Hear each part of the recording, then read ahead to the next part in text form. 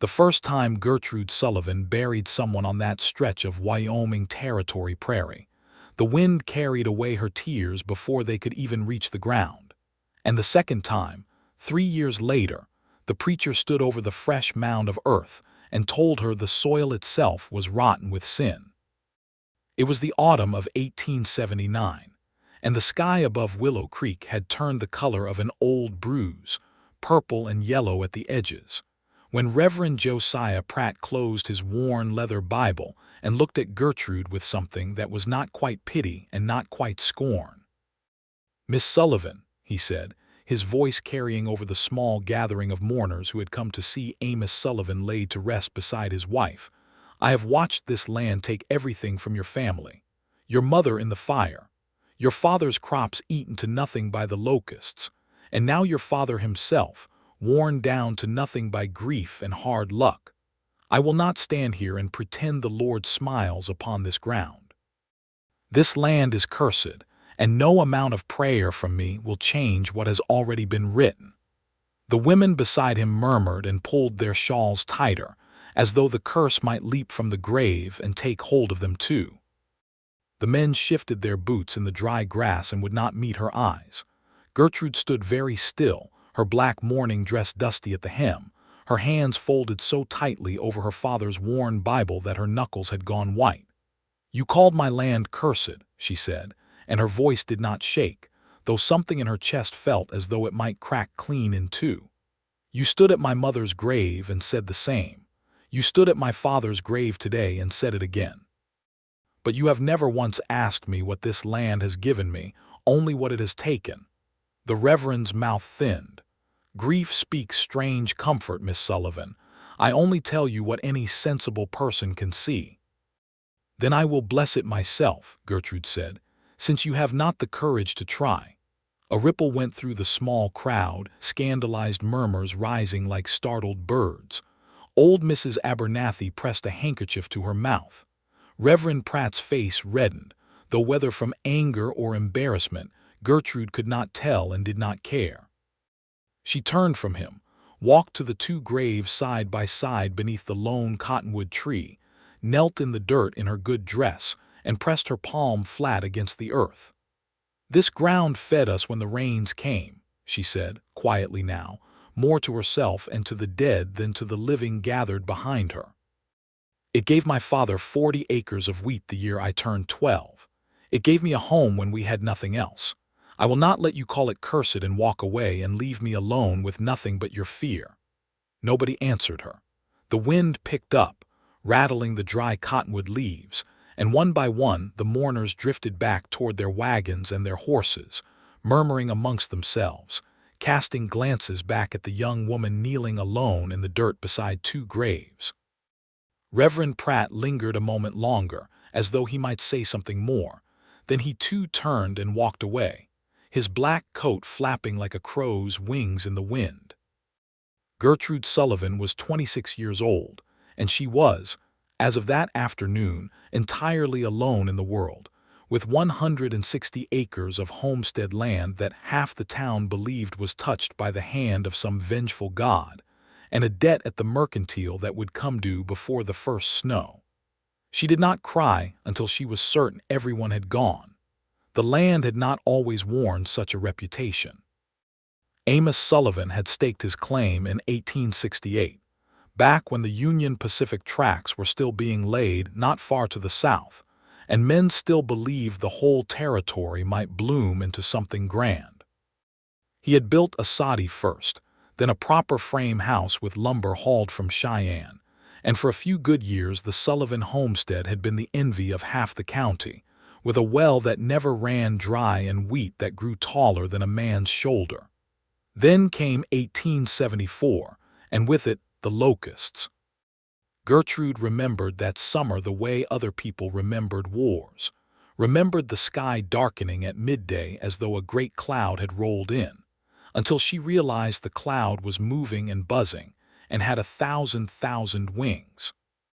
The Rocky Mountain locusts descended upon Wyoming and Nebraska and Kansas, that year in numbers no one living had ever seen, stripping fields bare in an afternoon, eating the wool from sheep's backs and the harnesses from the horses. The Sullivan wheat was gone by sundown, and it did not come back the next year either, nor the year after that. Her mother had died the following spring, when a prairie fire swept across the dry grass faster than any man could outrun, catching her in the smokehouse where she had gone to check the meat. Amos Sullivan had never been the same after that. He grew quiet, then quieter, and the crops failed again, and the cattle they had left sickened with a strange wasting illness that the veterinarian from Laramie could not explain. By the time Amos himself took ill that final autumn, half of Willow Creek had already decided that the Sullivan homestead sat upon ground that God himself had turned his back on. Gertrude did not believe it. She could not afford to believe it, not with nowhere else to go and no family left living. But in the quiet hours after her father's funeral, alone in the frame house with its empty chairs and its silence, she sometimes wondered if the whispers might carry some grain of truth after all. It was 3 weeks after the funeral when Graham Finley rode into Willow Creek with nothing but a tired roan gelding, a bedroll, and $40 sewn into the lining of his boot. He had come up from Texas by way of Kansas, having spent the better part of 6 years on cattle drives along the old trails before the railroads made such work less necessary and considerably less profitable. He was 31 years old, broad through the shoulders from years of roping and riding, with sun-weathered skin and pale, eyes the color of good whiskey held up to the light. He had fought for the Confederacy as a boy of 16 in the last desperate months of the war, had buried a brother at Nashville, and had spent every year since trying to outrun the memory of it by putting more distance and more honest work between himself and anything resembling a fixed home. He had heard, in the saloon on his first night in town, about the Sullivan place. "Cursed land," said the bartender, a heavy-set man named Otis Grubb who kept one eye always on the door. "Locusts, fire, sickness, and now the old man's dead too. That poor girl's out there all alone, and not a soul in town will hire on to help her, not for any wage.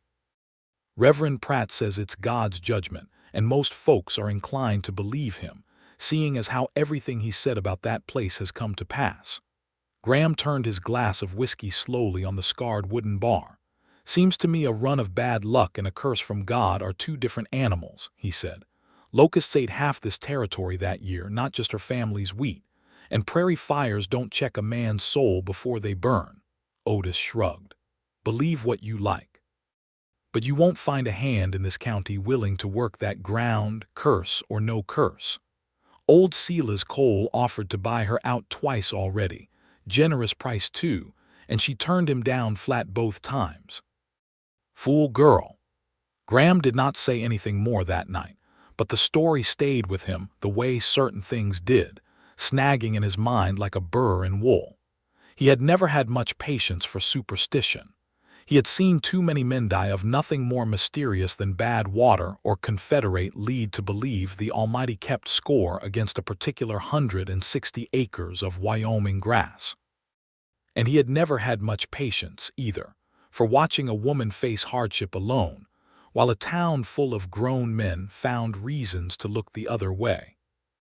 The next morning he rode out to the Sullivan place, following directions that 3 different townsfolk had given him with the same reluctant, sideways glances, as though he were asking the way to a graveyard at midnight.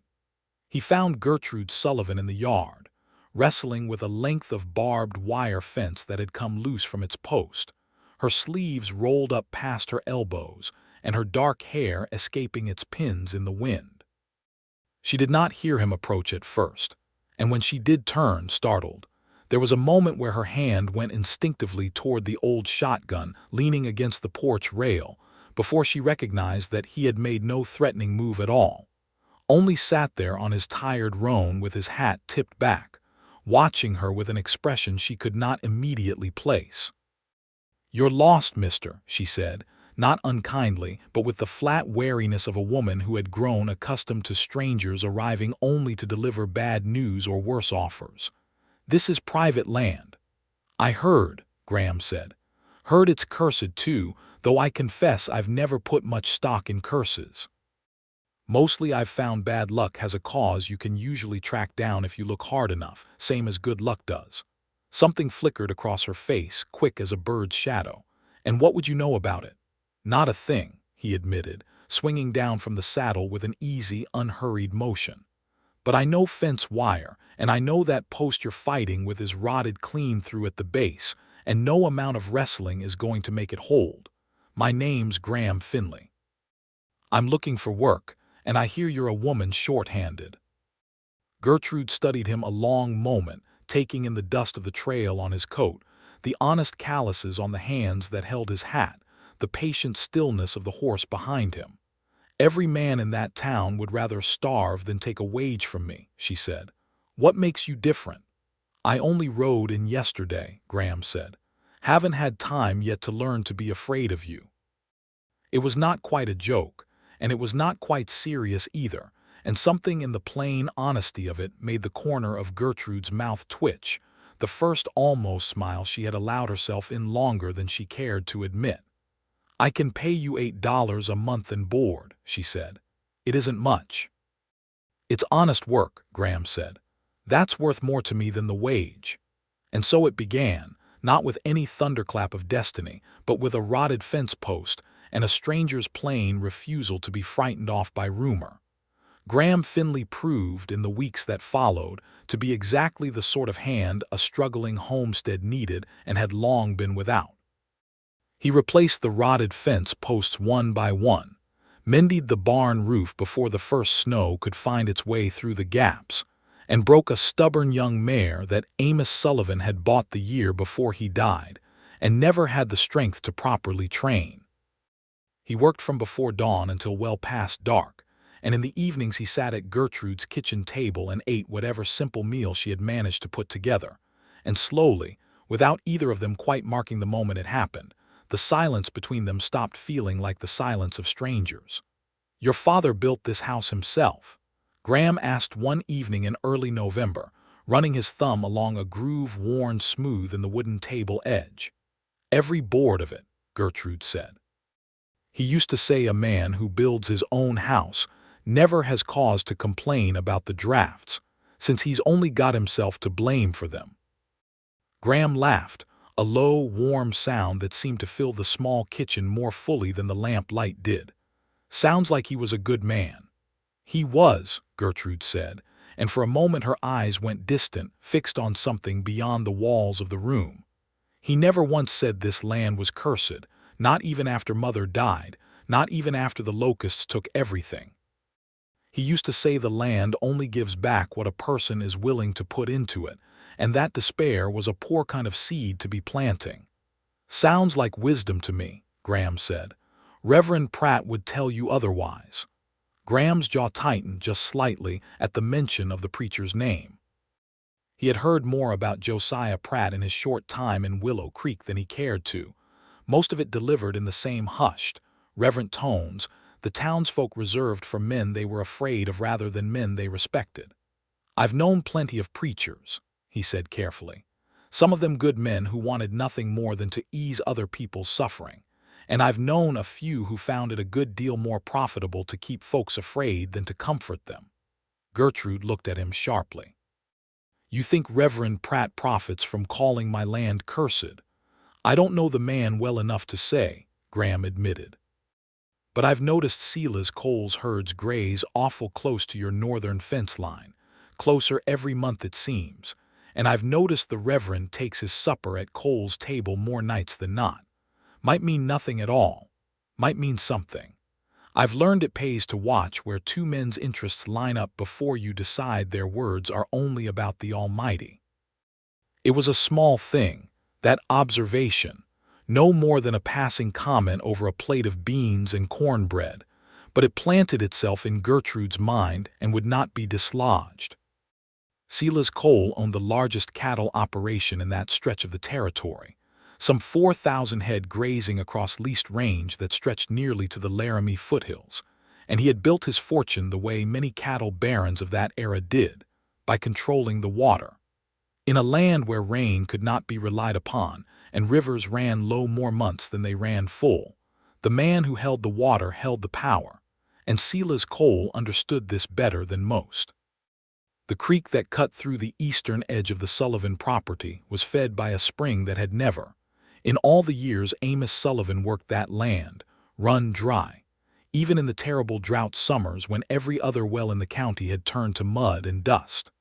Cole had offered to buy the Sullivan homestead twice, once shortly after the fire that killed Gertrude's mother, and once again not 2 months before Amos Sullivan's death, each time at a price that was, on its face, more than fair. Each time, Amos had refused, not out of stubbornness alone, but because he had come to suspect, in his last failing years, that Cole wanted the land for reasons that had nothing to do with charity toward a struggling family and everything to do with that spring, which if properly dammed and diverted could water his herds through even the driest summer and save him the expense of driving cattle to more distant range. Gertrude had known some of this, in the vague way a daughter knows the shape of her father's worries without being told the particulars, but she had never put the pieces together quite so clearly until Graham Finley said it plainly across her kitchen table. The next Sunday, against her better judgment, she attended service at the small clapboard church in Willow Creek, mostly because staying away entirely would only feed the whispers, and she sat in the back pew with her hands folded and her spine straight while Reverend Pratt delivered a sermon on the wages of pride and the necessity of humbling oneself before the will of the Almighty. She was certain, though she could not have proven it to any court, that he glanced toward her more than once during the sermon, and that his eyes found Sela's Cole, seated in the second pew from the front in his good black suit, rather more often than mere coincidence would explain. After the service, as the congregation filed out into the cold, bright morning, Cole approached her directly, removing his hat with a courtesy that did not quite reach his eyes. "Miss Sullivan," he said, "my condolences again on your father, a hard loss." "Thank you, Mr. Cole. I understand you've taken on a hired man. Finley, is it? Fellow up from Texas."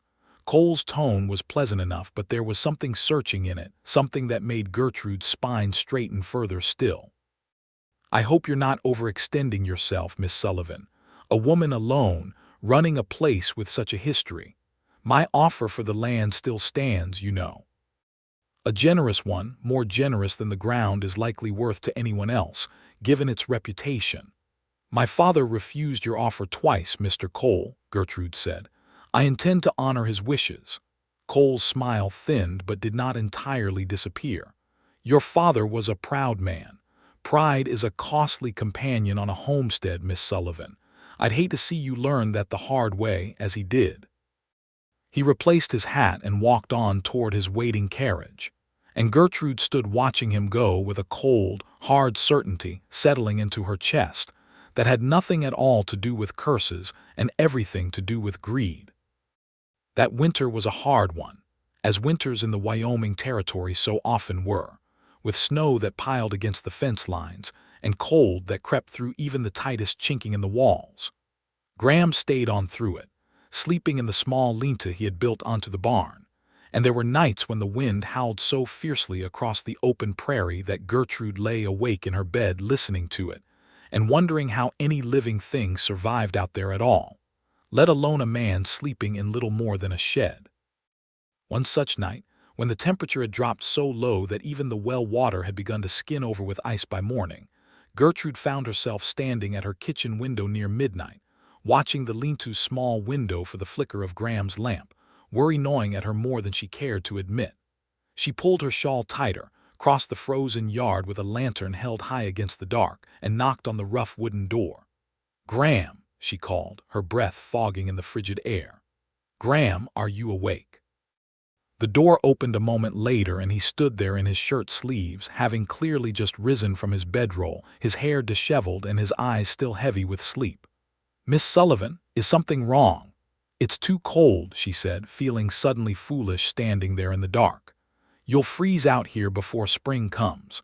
There's a spare room in the house, my father's old study. It has a stove. I should have offered it before now." Graham hesitated, And in that hesitation Gertrude read a dozen unspoken concerns, propriety among them, the fear of what the town might say about a hired man sleeping under the same roof as an unmarried woman, however innocent the arrangement. "I wouldn't want to give anyone cause for talk," he said finally. "The town has already decided every terrible thing it can imagine about me," Gertrude said, with a tired half-laugh that held more sorrow in it than humor. "I doubt one more rumor will sink me any further than I've already sunk in their estimation. Please, Graham, I would rather you be warm than proper."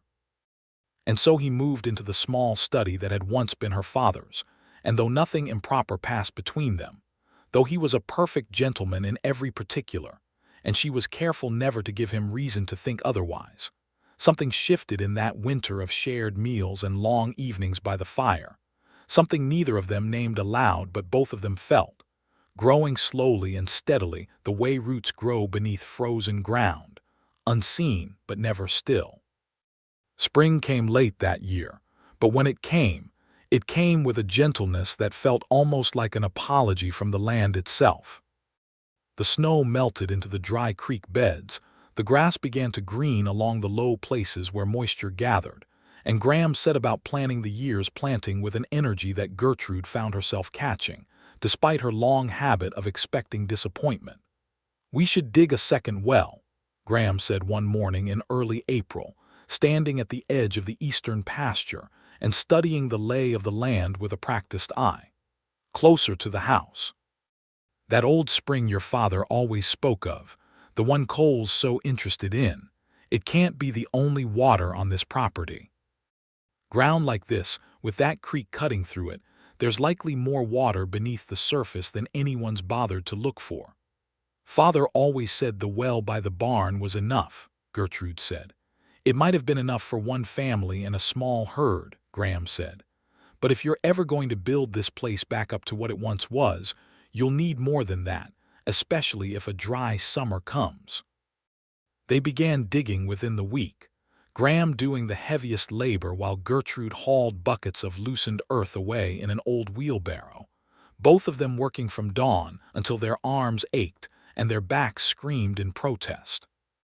It was hard, dirty work, and more than once Gertrude found herself laughing despite herself at the absurd sight of Graham up to his knees in a muddy hole, cursing cheerfully at a stubborn root that would not give way to his shovel.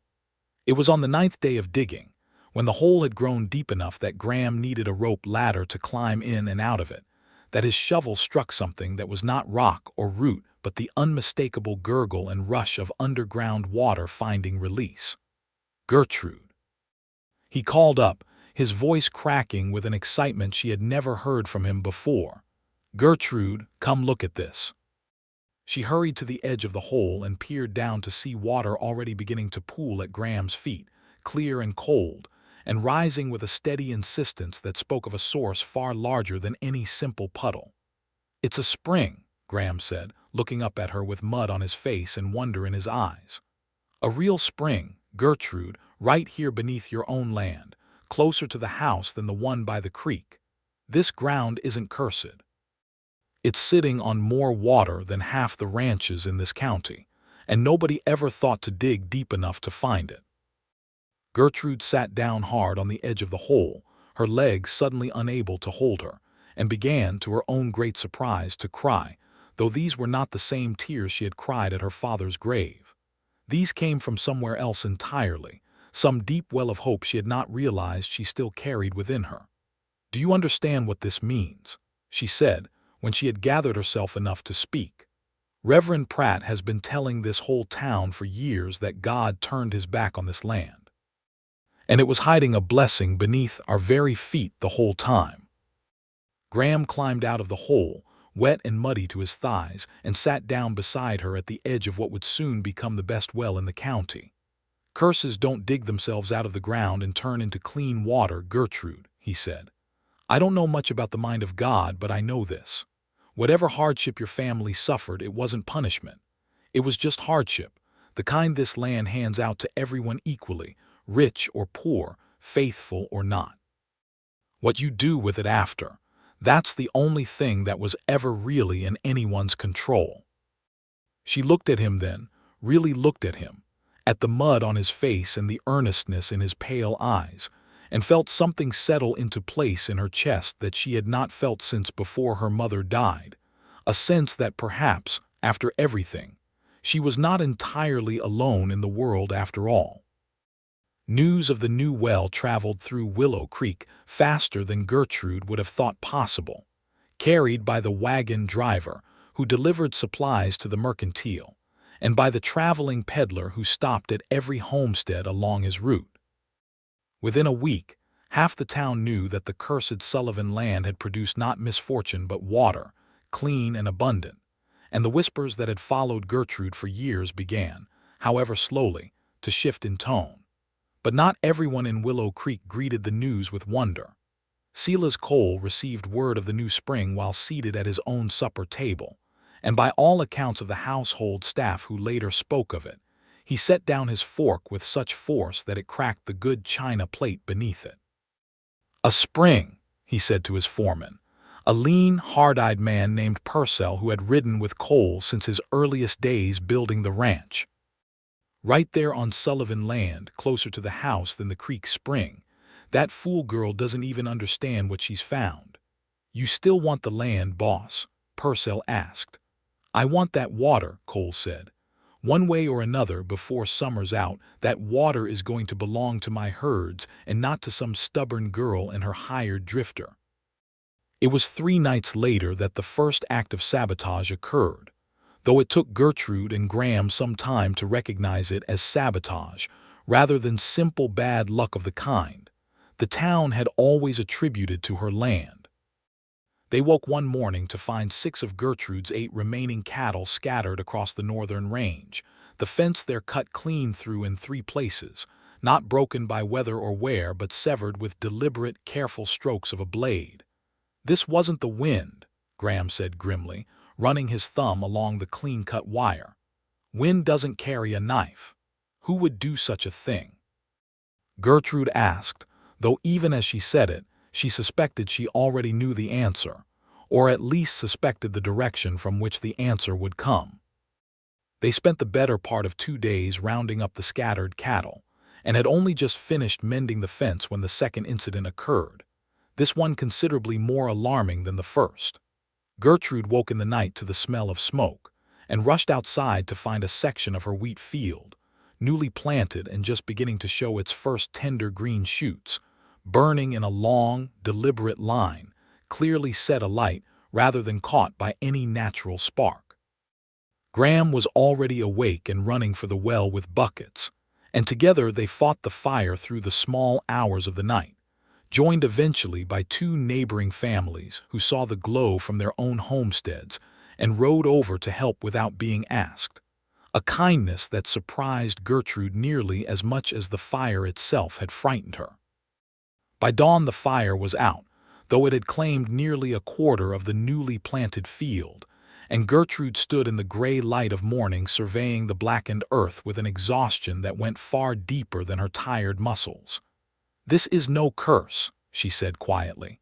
"This is a man with a torch." "I mean to find out which man," Graham said, and there was a coldness in his voice that Gertrude had not heard from him before, a hardness that spoke of the soldier he had once been, however many years and however many miles he had traveled since then.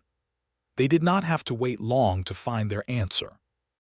2 nights later, Graham, sleeping lightly and listening for trouble, heard the soft sound of hoofbeats approaching the property from the north, moving with the careful, deliberate quiet of men who did not want to be heard.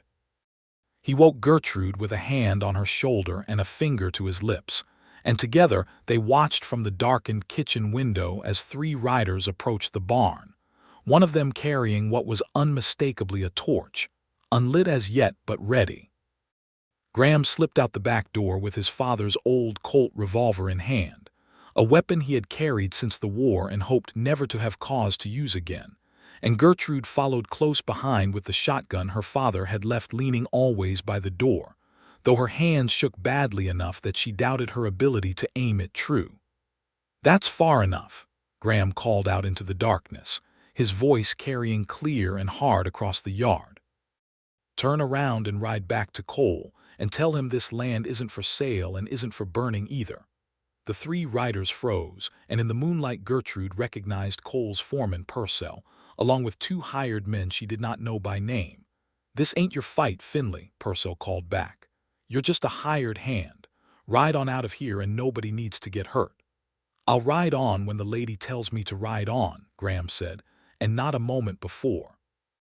"I have no intention of telling him any such thing," Gertrude called out, stepping forward into the moonlight with the shotgun leveled, her voice far steadier now than her hands. "This is my land, Mr. Purcell, and you tell Silas Cole that I know exactly what he's been doing, and I mean to see him answer for it, in this life or the next." There was a long, tense moment where nobody moved, and the only sound was the restless shifting of the horses. And then Purcell, weighing the odds of a gunfight against two people who clearly meant business, and one of them, a decorated Confederate veteran with a steady gun hand, decided that discretion was the better part of a hired man's wages. He wheeled his horse around, and his companions followed, and the three of them rode off into the darkness without another word. "That won't be the end of it," Graham said quietly, once the sound of hoofbeats had faded entirely. "No," Gertrude agreed. "But at least now we know for certain what we're fighting, and it isn't the Almighty's judgment." The morning after the confrontation, Gertrude rode into Willow Creek with a purpose she had not felt in years, her spine straight and her jaw set, and went directly to the small office of the county sheriff. A weathered, taciturn man named Elias Whitfield, who had held the position for nearly a decade, and had seen enough of the territory's troubles to have grown skeptical of easy answers. "You're telling me Silas Cole sent men to burn your crops and cut your fences," Whitfield said, leaning back in his chair with an expression that was not quite disbelief but was not quite conviction either. "I'm telling you what I saw with my own eyes, Sheriff, and what my hired man saw as well," Gertrude said. "Purcell and two others, riding onto my land at night with a torch. Graham Finley can testify to the same. Cole's a powerful man in this county," Whitfield said slowly. "Owns half the grazing land between here and Laramie. Man like that doesn't need to burn a widow's wheat field to get what he wants." "He's tried twice already to buy the land outright," Gertrude said, "and been refused twice. Now there's a spring on my property that could water his whole herd through a dry summer, and suddenly my fences are cut and my crops are burning.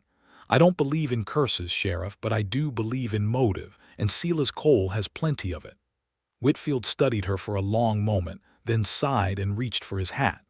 "I'll ride out and speak with Cole," he said. "Can't promise it'll amount to much without more than your word against his, but I'll speak with him." It was not the swift justice Gertrude had hoped for, but it was something, a crack of official attention that she suspected Cole would not welcome, however confident he remained in his own standing in the county. And as she rode back toward home that afternoon, she found herself, almost without meaning to, stopping outside the small clapboard church where Reverend Pratt was occupied trimming the dead branches from the rose bushes that grew along its front wall. "Miss Sullivan," he said, straightening at her approach, surprise evident on his narrow face, "I confess I did not expect to see you here."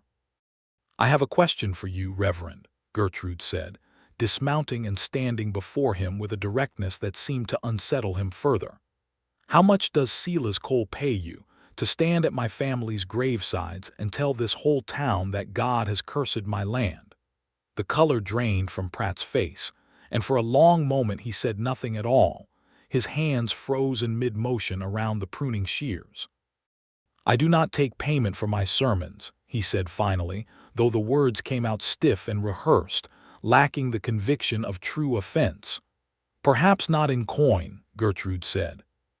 "But you dine at his table more often than any other in this town, and you have never once, in 3 years of my family's misfortune, offered comfort instead of condemnation. I have found a spring on my land, Reverend, clean water flowing up from beneath the very ground you called cursed. I have found cut fences and burned wheat that were the work of men's hands, not God's judgment. I wonder sometimes, whether it was ever the land at all that troubled you, or whether it was simply that a poor widow's stubborn daughter refused to sell to your friend at the price he wished to pay. "You go too far, Miss Sullivan," Pratt said, though his voice had lost its earlier certainty. "Perhaps," Gertrude said, "or perhaps I have finally gone far enough. I intend to hold a gathering on my land, Reverend, this coming Sunday after your own service, should anyone wish to attend. I intend to bless that ground myself, with my own words and my own hands, since you have proven unwilling to offer even the smallest kindness to a grieving family. And I intend to invite the whole town to see the spring with their own eyes, and judge for themselves whether it looks like the work of a curse or the work of providence." She mounted her horse before he could formulate a response and rode away, leaving the Reverend standing amid his roses with the pruning shears hanging loose and forgotten in his hand. That evening, as the sun set in long golden bands across the prairie, Gertrude told Graham what she had said, expecting perhaps a word of caution about the wisdom of so directly challenging a man of the Reverend's standing. Instead, Graham merely smiled, a slow, warm smile that reached all the way to his eyes. "I think that's the finest idea I've heard since I rode into this territory," he said. "You want help preparing the ground for it." "I want your help with everything," Gertrude said, and then, hearing the weight of what she had said, felt a flush rise in her cheeks that had nothing to do with the day's heat. "I mean to say, the well, the fences, I know what you mean, Gertrude," Graham said gently, using her given name for perhaps the first time since he had arrived on her land all those months before. "And I meant what I said the same way you meant it."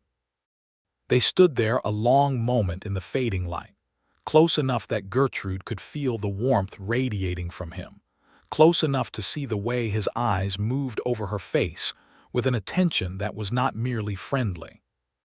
Neither of them moved to close the remaining distance, not yet, but something had shifted between them in that quiet exchange, some final wall of careful distance beginning at last to crumble.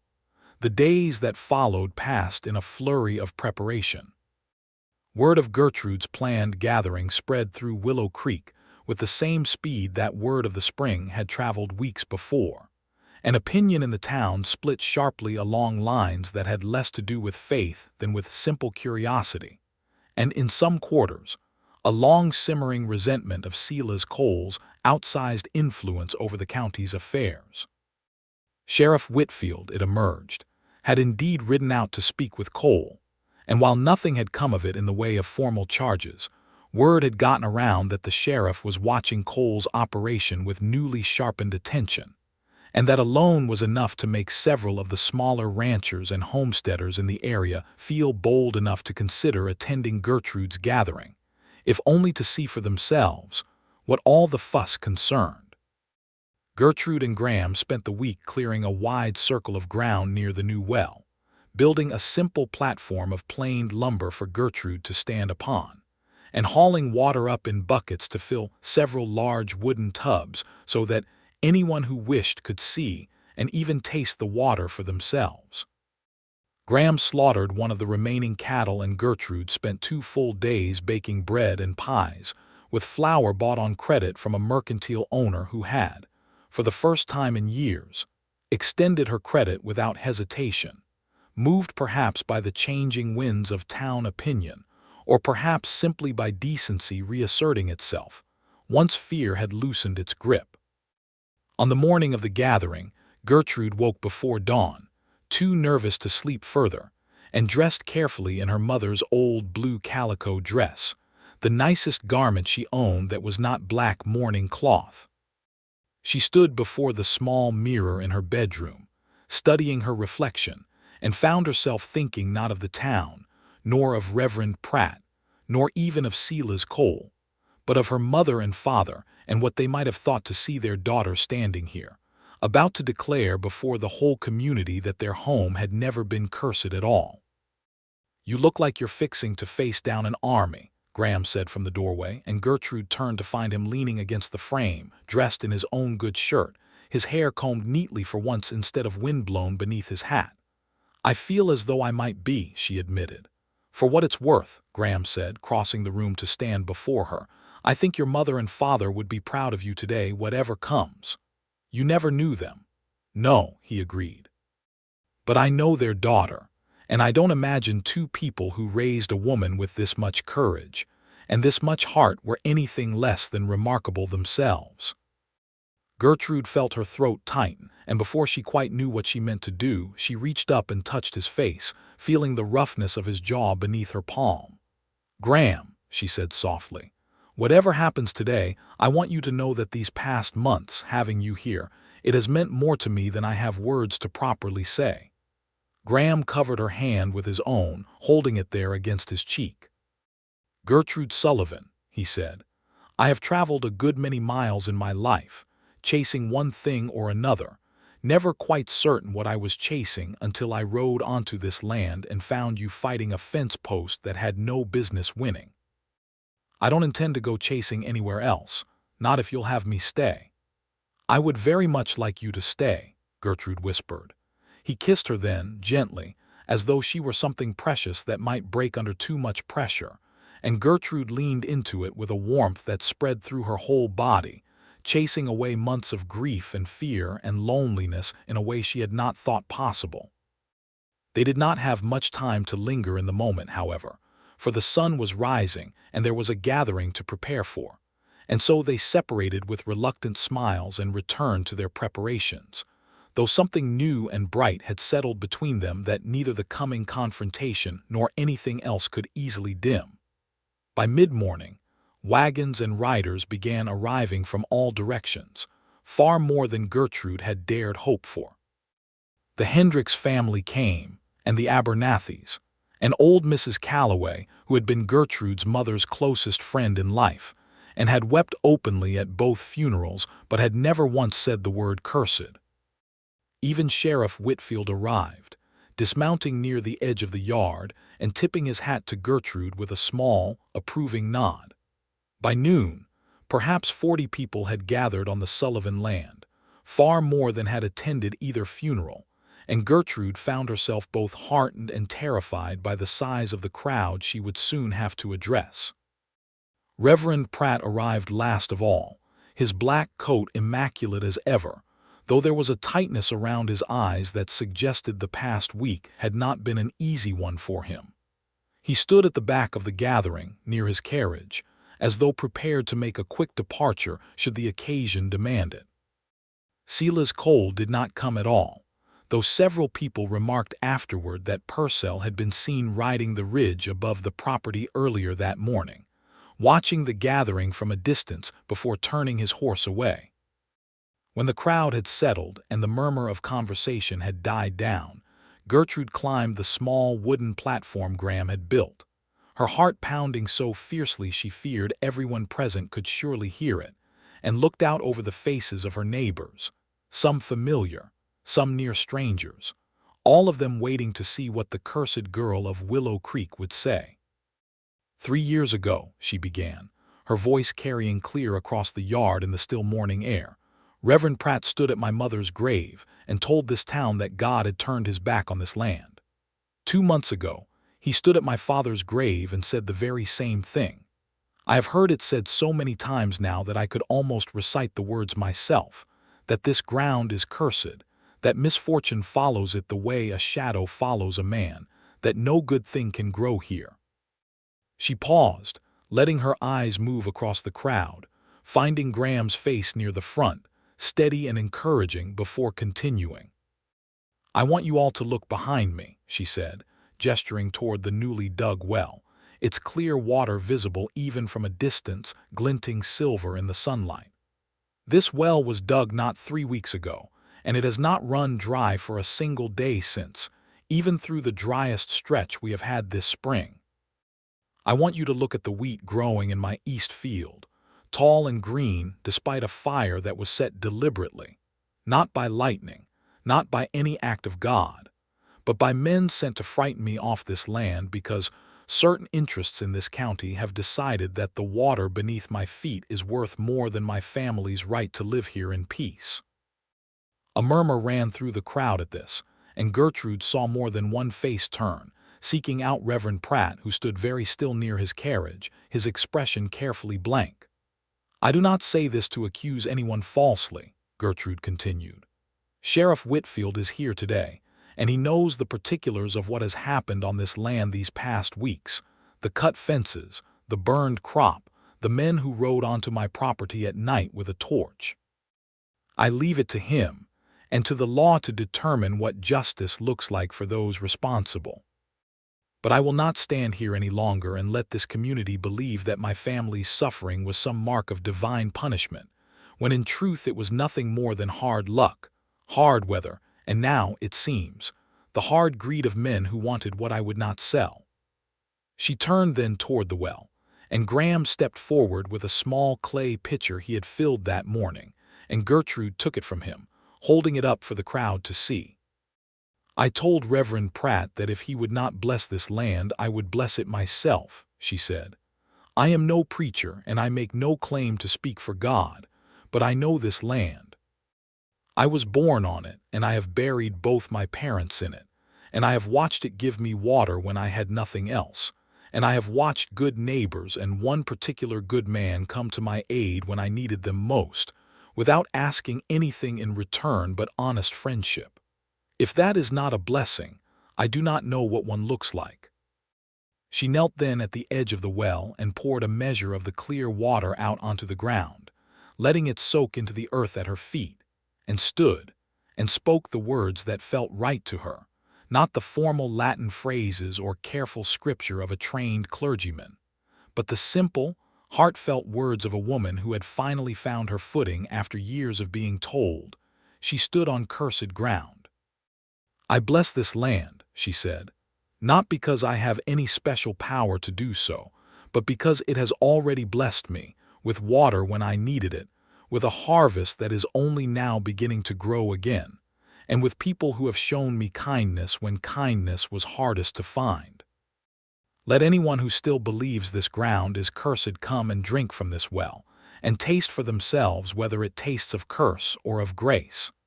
For a long moment, nobody moved, and Gertrude feared she had overreached, that the town's fear had too deep a hold to be shaken loose by mere water and words.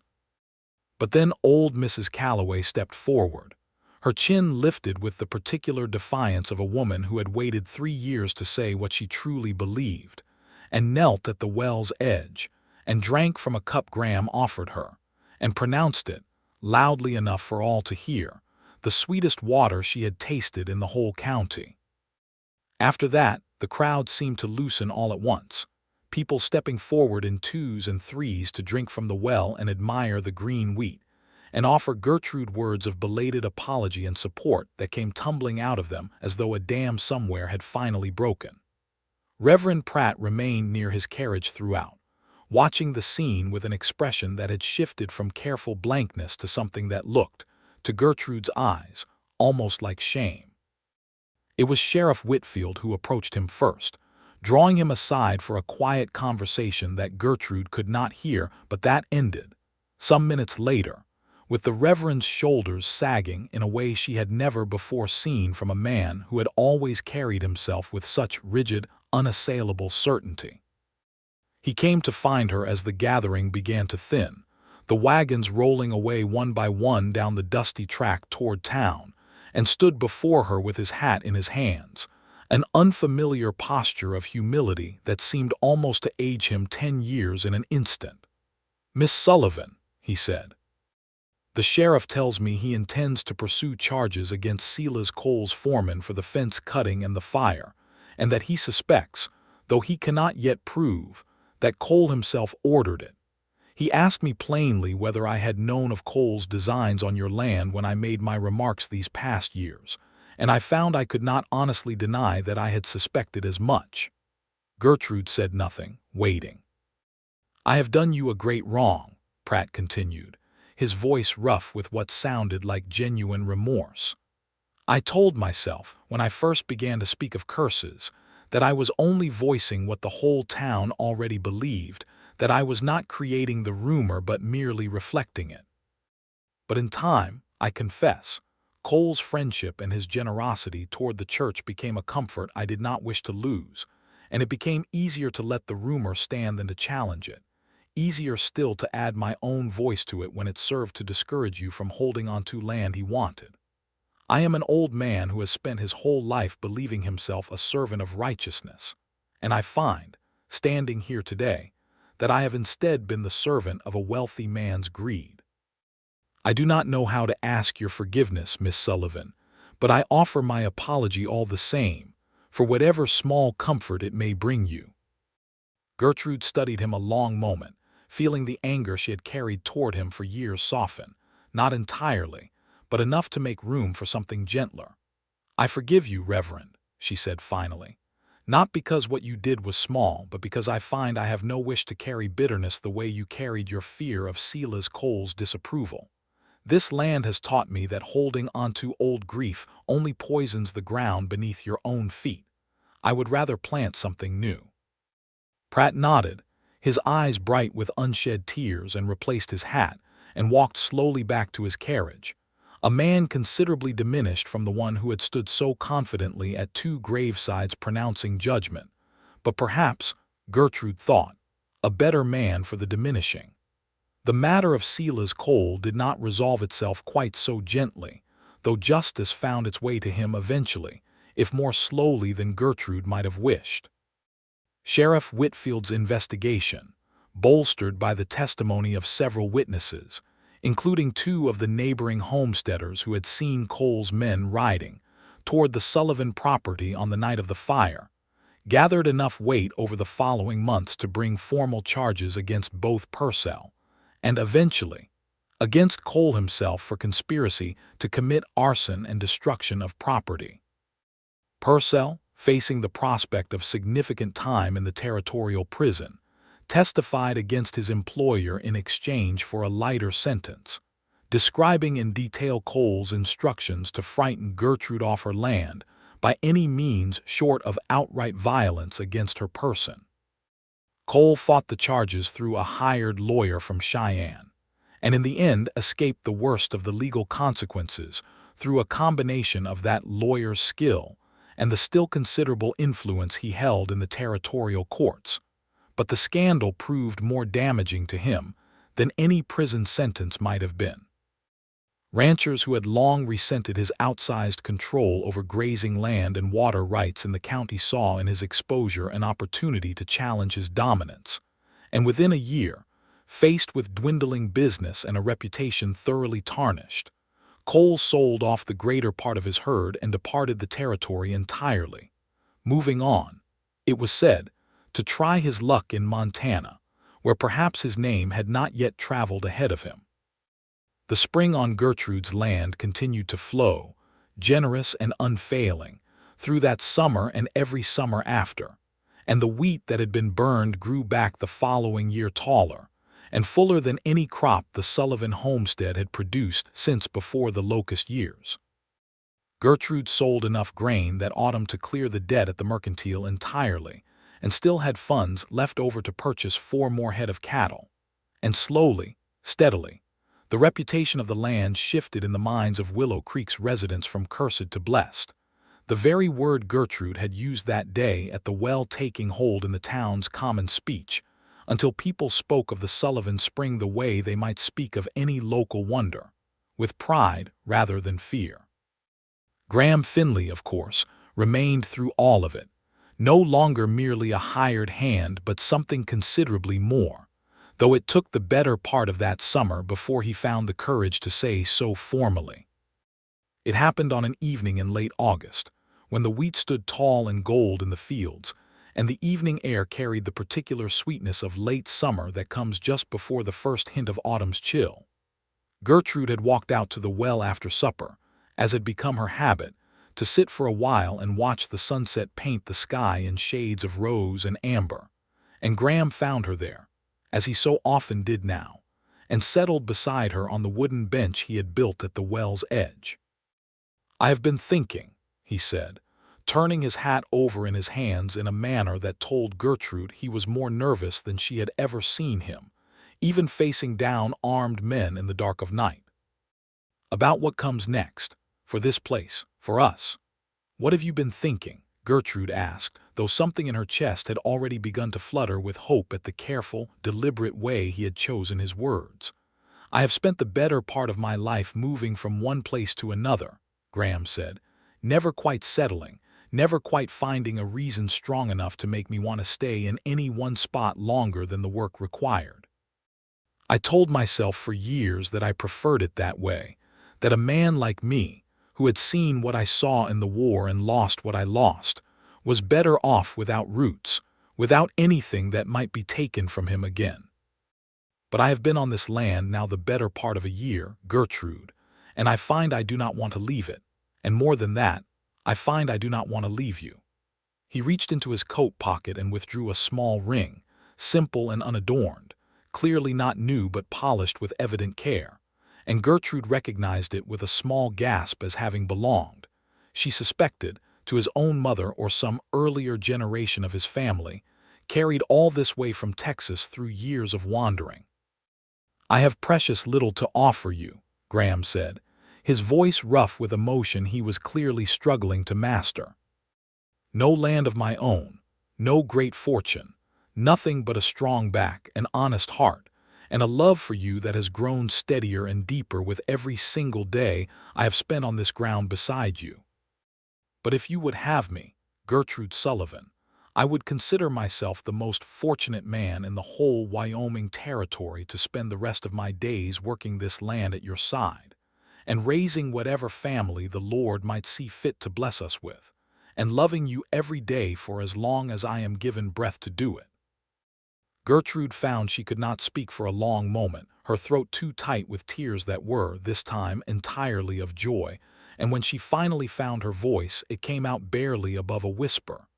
"Yes," she said. "Yes, Graham Finley, I would have you now and always. This land was never truly mine alone to bless. It needed you too to become what it has become. And so do I."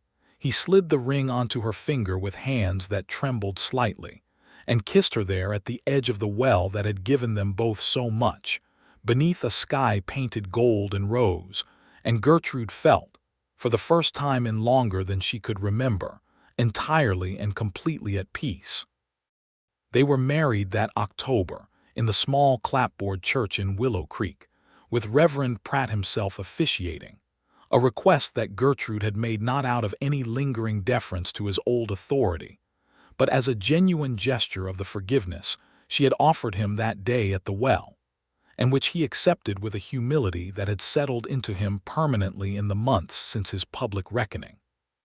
The church was filled nearly to capacity, a marked contrast to the sparse, uneasy gatherings that had attended the Sullivan funerals, and when Reverend Pratt pronounced Graham Finley and Gertrude Sullivan husband and wife, the whole congregation rose in applause that Gertrude would remember for the rest of her life as the sound of a town finally, fully, releasing an old and unjust fear.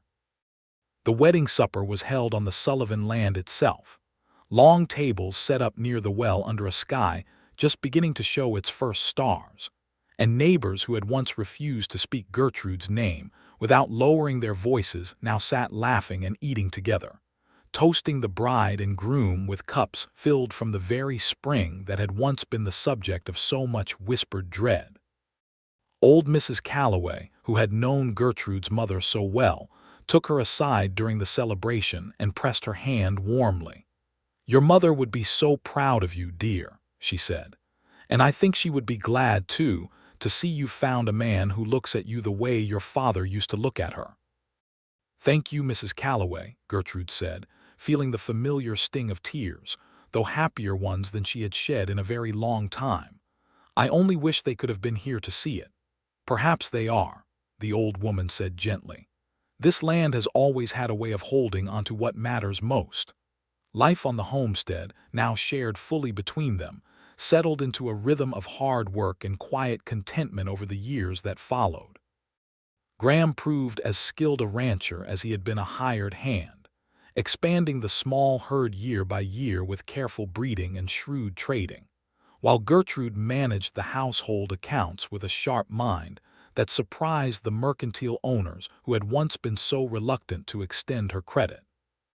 The wheat fields grew each year, and the spring never once failed them, even through 2 notably dry summers that saw lesser wells in the county run low, and slowly the Sullivan land, which the whole town had once called cursed, became known instead as one of the finest and most reliably productive homesteads in the territory.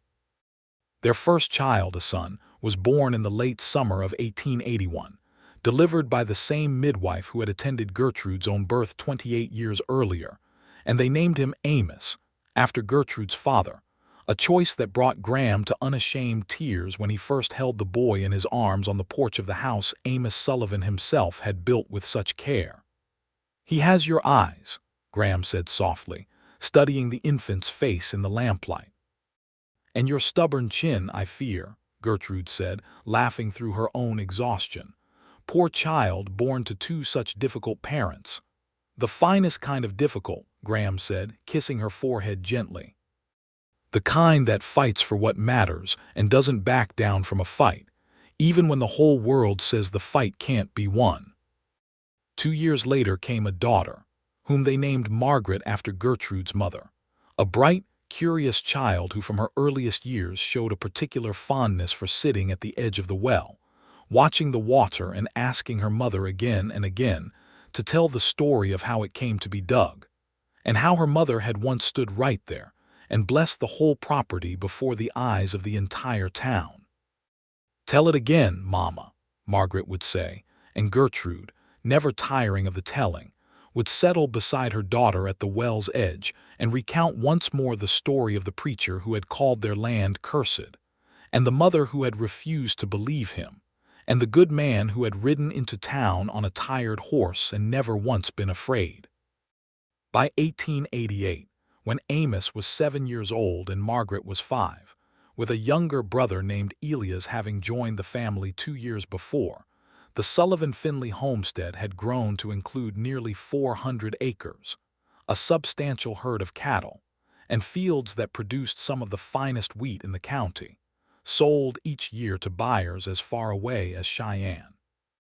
Graham had built a second, larger barn, and had replaced the old lean-to entirely with a proper addition to the house that gave their growing family the space it needed. And though the work remained hard, as ranch work in that territory always was, it was work done together, side by side, in a partnership that had only deepened with every passing year. Reverend Pratt, who remained the town's preacher until his retirement in the mid-1890s, became in his later years something of a quiet advocate for the very family he had once condemned, often citing the Sullivan homestead in his own sermons as an example of how quickly and how unjustly a community's fear could take root, and how important it was for a congregation to examine its own prejudices, rather than simply follow the loudest or most convenient voice. Gertrude never forgot the wrong he had done her family, but she found, as the years passed, that she held no lasting bitterness toward him, only a quiet gratitude that he had eventually found the courage to admit his fault, a courage not every man in his position would have summoned. Of Sela's coal, little more was heard in Willow Creek after his departure for Montana, save for a brief item in a Cheyenne newspaper some years later reporting that a cattle operation bearing his name had failed amid allegations of mismanagement and fraud, a fate that struck most who remembered him as a fitting, if distant, echo of justice, finally catching up with a man who had spent so many years believing himself above its reach. On a warm evening in June of 1889, 10 years almost to the day since Amos Sullivan had been laid to rest beneath the cottonwood tree and Reverend Pratt had first spoken the word that would haunt the family for years afterward, Gertrude and Graham sat together at the edge of the well, their 3 children playing nearby in the long golden light of the setting sun, and Gertrude found herself thinking back to that terrible, defiant day when she had knelt in the dirt in her mourning dress and pressed her palm flat against the earth and refused to let a frightened town's fear become her own. "Do you ever think about it," she asked Graham, "how different everything might have turned out if you hadn't ridden into town that particular week looking for work?" Graham considered the question seriously, watching their children chase each other through the tall grass near the wheat field their laughter carrying clear and bright across the evening air. "I think," he said slowly, "that you would have found your way through it regardless, Gertrude. You are not a woman who waits for rescue. But I am glad, more glad than I can properly say, that I happened to be there to walk that road alongside you, instead of watching it from some distance the way the rest of the town chose to do." Gertrude leaned her head against his shoulder, watching the last light fade over the fields that had once been called cursed and were now, by every measure that mattered, thoroughly and abundantly blessed. "This land gave me everything," she said softly. "My childhood, my grief, my healing, and finally, you. I do not think I could have blessed it properly on my own. It took both of us." "It took love," Graham said, pressing a kiss to the top of her head. "The kind that doesn't run dry, same as that spring down there. I intend to keep drawing from it every day for the rest of my life, if you'll let me." "I intend to let you," Gertrude said, smiling up at him in the fading light, "for as long as we both shall live, and gladly." And there, beside the well that had once proven a frightened town wrong and given a grieving daughter back her hope, beneath a Wyoming sky turning slowly from gold to violet to the first scattered stars of evening, with their children's laughter ringing bright across land that had finally, fully become home, Gertrude Sullivan Finley and Graham Finley sat together in the kind of quiet, abiding happiness that no curse, real or imagined, could ever have hoped to touch.